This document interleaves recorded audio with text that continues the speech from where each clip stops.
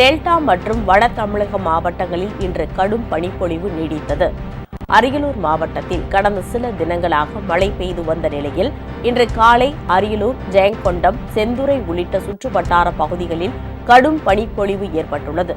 வாகன ஓட்டிகள் மிகுந்த சிரமத்துடன் தங்களது வாகனங்களின் முகப்பு விளக்குகளை எரிய விட்டபடி ஓட்டிச் சென்றனர். இதனால் மலைப்பிரதேசம் போல் அரியலூர் மாவட்டம் காட்சியளித்ததாக கூறப்படுகிறது. இதேபோல் திருவாரூர் மாவட்டத்திலும் பல்வேறு இடங்களில் இன்று கடும் பனிப்பொழிவு ஏற்பட்டது.